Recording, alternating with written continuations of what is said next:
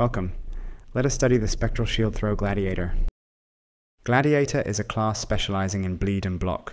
This build employs both mechanics to reach high bleed damage with their shield. SST deals damage based on your shield's armor and evasion. It shatters on impact, which combined with gratuitous violence will detonate any pack of enemies it hits. To move around, you will use another skill that benefits from your shield's defense stats. Shield Charge deals high damage even with no support gems to boost it. With this skill, you will move faster the higher your attack speed is. It's a recipe for one of the best builds for clearing maps early in the league. Jagged Technique causes all your bleedings to be aggravated, which is required for a bleed build to work. Other classes have to put some effort into aggravating their bleeds, but here it's a given. To enhance your bleed damage, you should keep hitting the enemy in hopes of rolling a high damage number. Even if you can inflict only one bleed on an enemy, the game is generous about which bleed instance is currently damaging the enemy, and it's always the strongest one. To have a higher chance of overriding previous bleeds with stronger ones, invest in more maximum attack physical damage. You won't need a good weapon, as Shield Throw and Shield Charge use the shield's armor and evasion combined. Instead, you will seek global physical damage modifiers for damage over time and DOT multiplier. The shield you've seen in the footage had around 1300 armor and 900 evasion.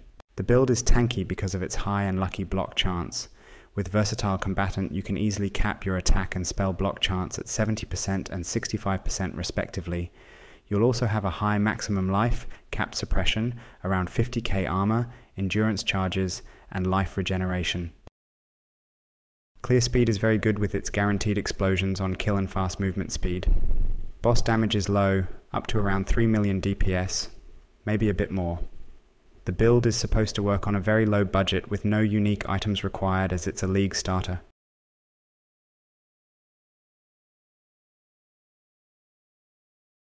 The only unique item that's better than any rare in the expected for this build price range is Ricelatha's Coil, although it can be expensive early on. You can of course use generic uniques too, especially ones to improve your mobility, like the Eternal Struggle, at Ziri's Step, or Death Rush, but we won't mention all of them here. Ricelatha's Coil is the best belt for such builds due to more maximum physical damage that allows you to inflict stronger bleed instances. Brutal Restraint can be used for dexterity and to upgrade notables in its radius. There are tons of notable enhancements that would suit this build. Socket it near stamina. It's a bleed build that uses shield to inflict this ailment, so you'll have to pay attention to this quirk. Your character will wear gear pieces with evasion and armor to benefit from evasion mastery for spell suppression. This way it's possible to reach 100% spell suppression chance. All the evasion is converted into armor with iron reflexes. You need it to withstand large physical hits, which won't happen often thanks to the high block chance. Remember to cap your block chance. It's trivial with Versatile Combatant. You're now well prepared to take on hits, but DOT is still a big problem that has to be patched up with life regeneration. It can be found on nearly all gear pieces as a suffix. You should have around 6k of maximum life. You don't need mana regeneration, reservation efficiency, or accuracy. You will need some extra dexterity. On a helmet, seek maximum life, some resistances, and spell suppression chance.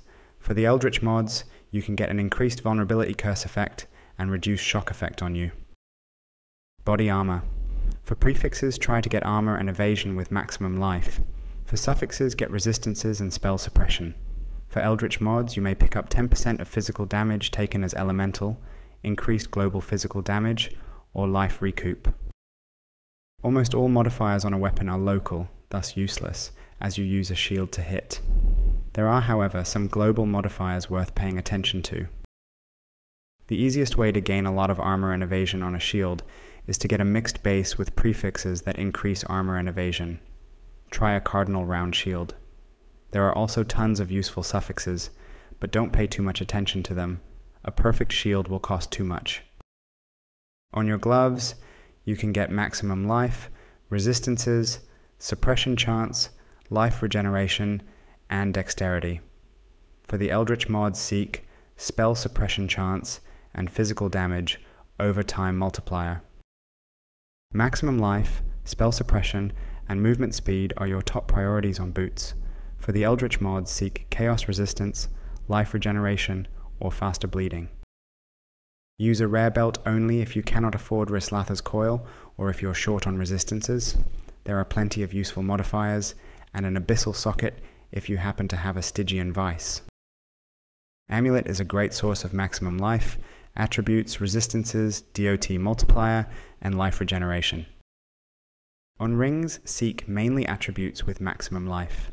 Elemental resistances and other mods are less important. Try amethyst rings for chaos resistance. We recommend fixing your resistances and attributes with gear pieces to benefit from excellent jewel mods for physical damage over time multiplier, bleed damage, or block chance if you need it. Large physical cluster jewels have a good selection of useful notables and very few bad ones. You should be able to fit one of these in this build. Use 1 life flask with bleed immunity, jade, granite, silver, and quicksilver flask. Their suffixes should increase your evasion, armor, movement speed, and reduce the effect of shock or curses on you.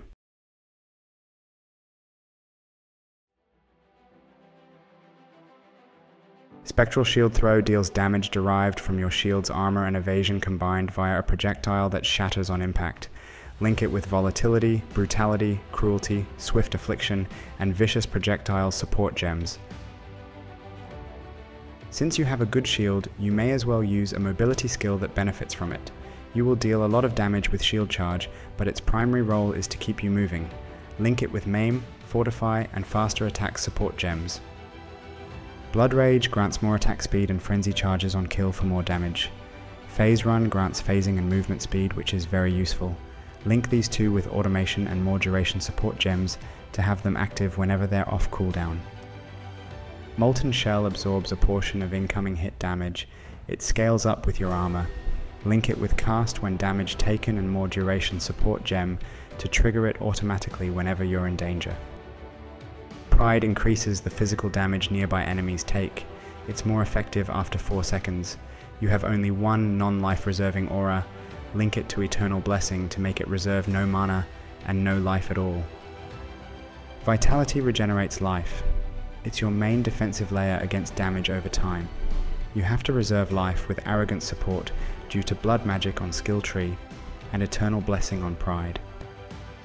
Enduring Cry regenerates life and grants 4 endurance charges if fighting a pinnacle boss. Hook it up to the Urgent Orders support to cast it much faster. Vulnerability is your sole curse. Cursed enemies take increased physical damage and are more likely to bleed. You can also use Replica Witchfire Brew Flask if you prefer it as an aura, but that requires some good flask modifiers to sustain it.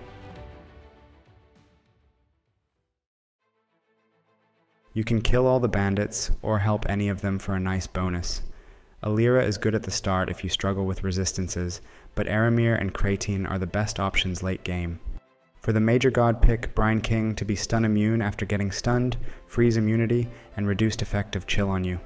For a minor god pick Abarath to suffer less from ignites and be immune to burning ground.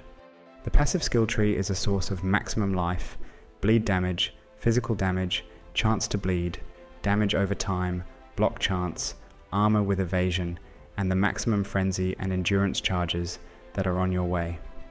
Your keystones are Versatile Combatant, Resolute Technique, Iron Reflexes, and Blood Magic.